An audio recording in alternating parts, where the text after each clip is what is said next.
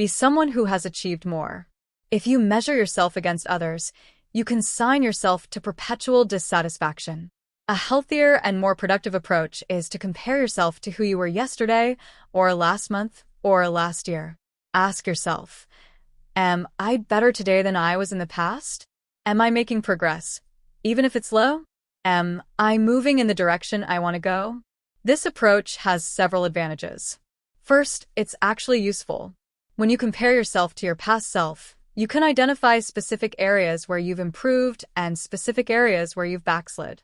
This gives you concrete information about what's working and what isn't, which allows you to make better decisions going forward. Second, it's fair. You're comparing like to like, same person to same person, same circumstances to similar circumstances. You know the full context of both the before and the after. Third, it's motivating. When you can see that you've made progress, even small progress, it encourages you to keep going. And when you notice you've regressed, you can investigate why and make corrections without the added burden of feeling inferior to others.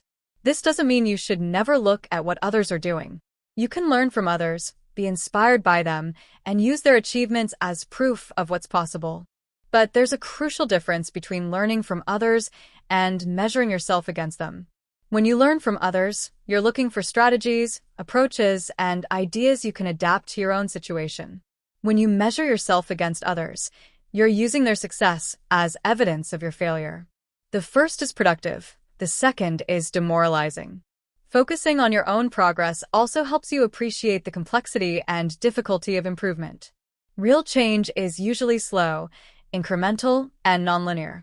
You make progress, then backslide, then make more progress. You have good days and bad days. But over time, if you're consistently working to improve, you'll find that you've covered significant ground. This approach also respects your individuality. Your goals don't have to be anyone else's goals. Your path doesn't have to look like anyone else's path. You can define success for yourself based on your own values, circumstances, and aspirations rather than letting others define it for you. To implement this principle, you might keep a journal where you track your progress in areas that matter to you. Or you might regularly reflect on where you were a year ago and where you are now. The specific method doesn't matter as much as the consistent practice of measuring yourself against your own progress rather than others' achievements. Rule 5. Do not let your children do anything that makes you dislike them. This rule might seem oddly specific, but it contains important wisdom about relationships, boundaries, and character development that extends far beyond parenting. The underlying principle is that if you allow someone, especially someone you're responsible for, to behave in ways that make them unlikable, you're not doing them any favors. You're setting them up for rejection, conflict, and failure in the wider world. Children need boundaries.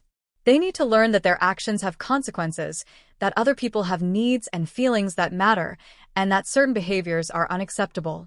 When parents fail to set and enforce these boundaries, they raise children who are undisciplined, entitled, and poorly equipped to function in society.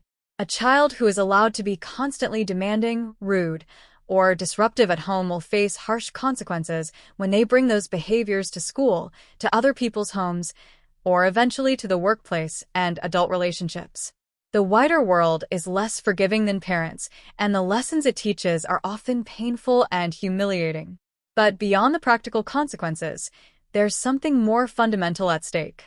When you allow a child to develop traits that make them unlikable, you begin to resent them. And children can sense when they're resented, even if that resentment is never openly expressed. This creates a vicious cycle where the child's bad behavior leads to parental resentment, which makes the child feel unloved and insecure, which often leads to even worse behavior. By setting clear boundaries and insisting on decent behavior, parents can maintain their own affection for their children. They can enjoy time with this principle applies beyond parenting to all relationships.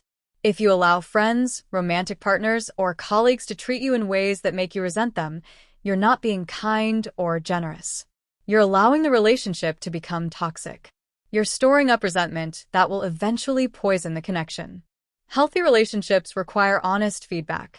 When someone you care about is behaving in ways that are damaging to themselves or others, telling them the truth is an act of love, even if it's uncomfortable. Remaining silent, by contrast, is often a form of cowardice disguised as politeness. This doesn't mean being controlling or tyrannical. It means having reasonable expectations and enforcing reasonable consequences. It means teaching through both words and actions that certain behaviors are unacceptable while also providing positive reinforcement for good behavior. The goal is to help people, especially young people, develop traits that will serve them well throughout life. Consideration for others, self-control, responsibility, honesty, kindness, and resilience. These traits aren't innate. They must be taught and reinforced. This rule also recognizes a deep truth about human nature. We need structure and limits to thrive. Complete permissiveness doesn't lead to freedom. It leads to chaos and anxiety. Children who grow up without clear boundaries, when you provide structure and enforce boundaries, you're communicating that you care enough to do the hard work of discipline. You're showing that you have faith in the person's ability to meet higher standards. You're treating them as capable of growth and improvement rather than writing them off as hopeless.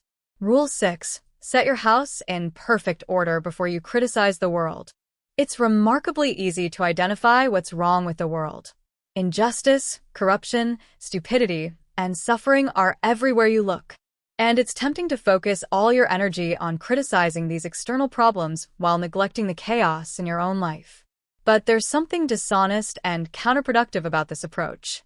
If you can't manage your own affairs, if your personal life is in disorder, what credibility do you have to tell others how to live? And more practically, how can you effectively address large-scale problems when you haven't addressed the smaller-scale problems within your control? Often feel insecure and lost. They don't know where the limits are, so they keep pushing, looking for someone to finally say enough. Their children rather than dreading it. They can take pride in their children's development rather than feeling embarrassed by their conduct.